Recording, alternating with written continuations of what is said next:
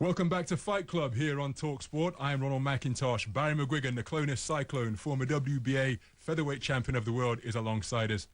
And in this part of the show, we're going to look ahead to the Battle of Britain. First of all, we're going to catch up with the WBA and IBF super-middleweight champion of the world, Carl Froch. We spoke with him earlier on, and I began by asking him how his preparations have gone. Yeah, I'm feeling great. I'm going to give you all the answers that I need to be telling you. Training camp's gone fantastic, and I'm feeling in the best shape of my life. What else can I tell you, Ronald? Well, we expect nothing yet less given your professionalism, Carl, but there's been plenty of verbal sparring between yourself and George Groves ahead of this bout, and I get the sense that you won't be sending one another Christmas cards. But how genuine is any bad blood that exists, that appears to exist between yourself and Groves? Well, the relationship, or the lack of relationship that George Groves and myself have got is genuine. I mean, I don't like the guy. I don't think he likes me.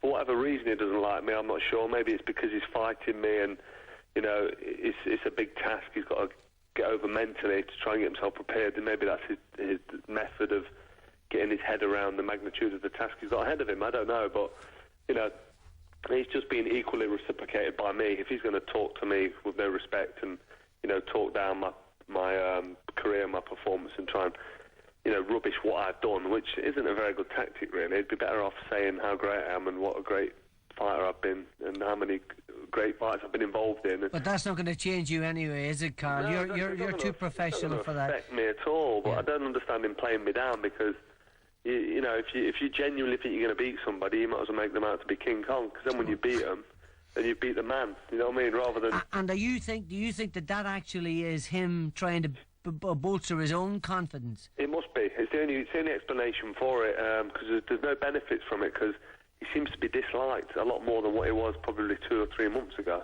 And certainly when he fought James DeGale, he was the good guy, and he seems to have had a personality transplant, but, you know, since beating James DeGale, he's developed a whopping ego, and I think it's the ego that's doing him. No disrespect due to George. This isn't the biggest fight that you've been in, but it's the biggest fight by far that he's been in. So how real is the danger of overconfidence? How real is a possibility that you're overlooking him? Well, I'm a consummate professional, so it's not real at all, and there's no danger of that, because I'm not taking this fight like I'm fighting George Groves. I'm taking it like I'm fighting Jermaine Taylor or Pascal or one of the international level, elite level fighters that I've been boxing in my last 12 world title defences. So, you know, it's a relative that it's George Groves in front of me. It wouldn't have been if he didn't, you know, jump out his pram and start screaming all this disrespectful banter that he's been throwing my way. But like I said, that's motivated me. And now, as far as I'm concerned, I'm fighting a serious competitor. Regardless of what anybody else thinks, or if people have got it as 10-0 in the poll and he's the underdog and he's got no chance, I'm not listening to any of that. I've got to make sure that I'm turning up. The 100% Carl Froch that turned up against Mikhail Kessler rematch and against Butte. After the Ward fight, basically, I've turned a corner and I come out fast. I come out the blocks fast. I start strong, put my punches together. I threw 1,000 punches against Mikhail Kessler, and that's against a guy who tries to counter punch, tries to get out of the way, who can actually fight. I think he had 46 fights. We all know about what Mikhail Kessler's done and what he's capable of anyway. But that was almost a career best performance in terms of punch volume, accuracy, and, you know, people think I got hit with a few shots. Of course I got hit with a couple of shots. I was standing in range trying to get him out of there, and I provided an unbelievable night's entertainment for the fans that had spent their hard-earned money. But yeah, I think I've answered your question, actually, Ronald. I'll let you answer. What are you expecting from him, Carl? What are you expecting from George Groves? Are you expecting someone to stand and trade with you? Are you expecting someone to box you? Are you expecting to come and have a tear-up, to stand down in the trenches and have a war with you? What are you thinking? I'm thinking, which is irrelevant, because it doesn't really matter what I'm thinking, because what I think and what happens are two different things on the night. But if I had to have a bet, I'd say George Groves is going to come and he's going to jab and move and try and keep out of the way and get through the fight. But at times during the fight, he's obviously going to have a go back, because he's going to have to. But that's how he fights. He gets behind his jab. He's got a self-proclaimed best jab in the business, and he thinks it's unbelievable, his jab. So he's going to use his jab, but I'm going to take his jab off him quite early. That's going to be non-existent. And then he's going to have to stand and fight in bursts. But he fights a little bit like a coward. We've seen it against James DeGale. He'll throw his jab move on his back foot, throw his jab move. He'll try and catch you on the way in with a counter punch. If you stay there after you've done your work, so if I throw a three-punch combination and stay there, he'll then throw a few about and think, right, I'll get him now. And then he'll back off. So he stands and fights at times, Barry, but most of the time he's behind his jab, trying to just keep through and get through the rounds and, pick the points up. But it's not going to work for him, let me tell you. Now, Carl, ahead of your contest with Lucian Bute, you spoke of retirement if you lost.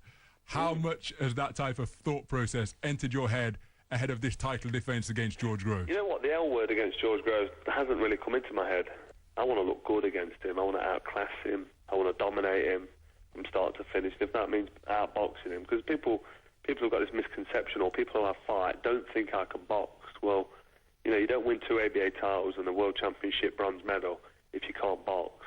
And you don't do what I did to Arthur Abraham if you can't box either. So, I'm going to do what I need to do to win the fight. And I'm looking forward to outboxing George Groves, outclassing, and then if he decides to stand and feel like he wants to have a fight and have a go, which he should do really, he should want to stand and have a fight. These are 2 world titles on the line. He should have a go, but he may just completely bottle it, which unfortunately that might happen.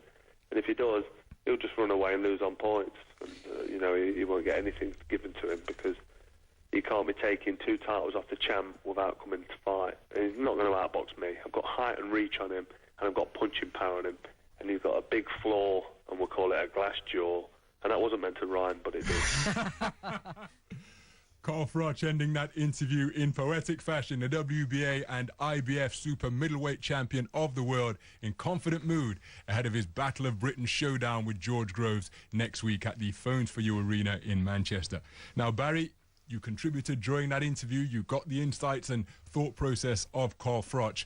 He said, and of course he is, a consummate professional. But given that the fight is as personal as it is, how real is the danger that he gets emotionally involved? How real is that danger for a boxer of his experience and professionalism?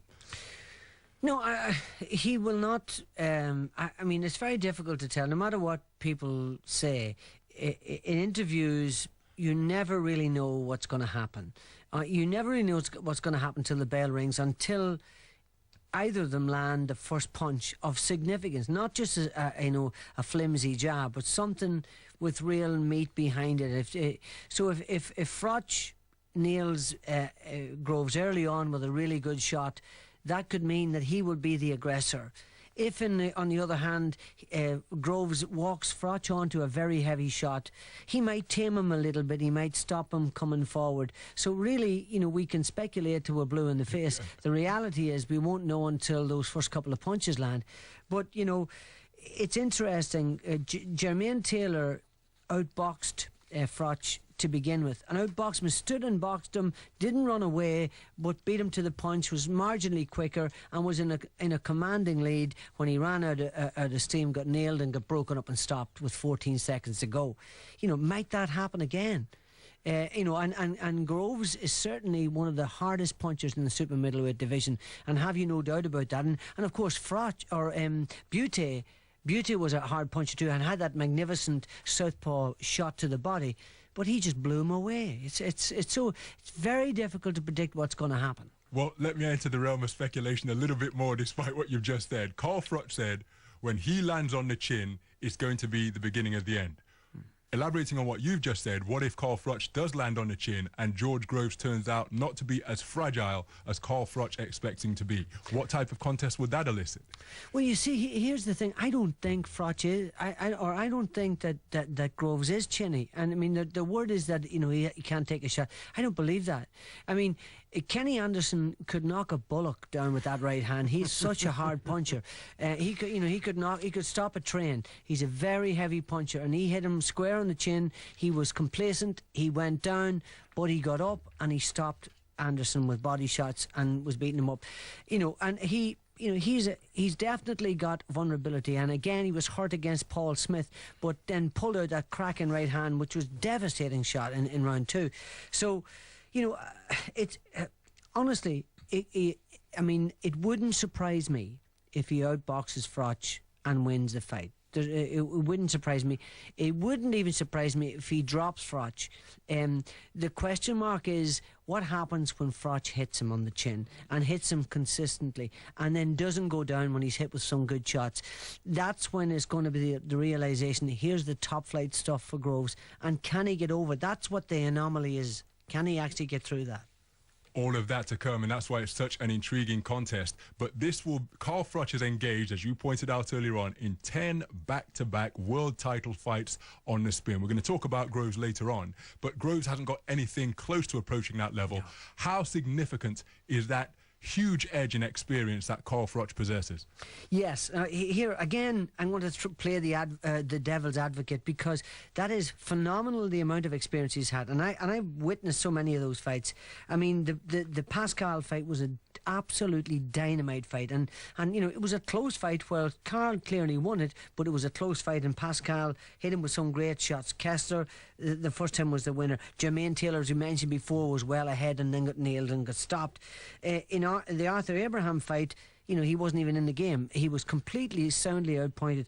And again, and I was watching the ringside show again today, where, you know, Groves said to him, you know, Ward, he just didn't outbox you. He then stood and pushed you back. So you know he can be pushed back as well. So it's fascinating. Fascinating indeed. Well.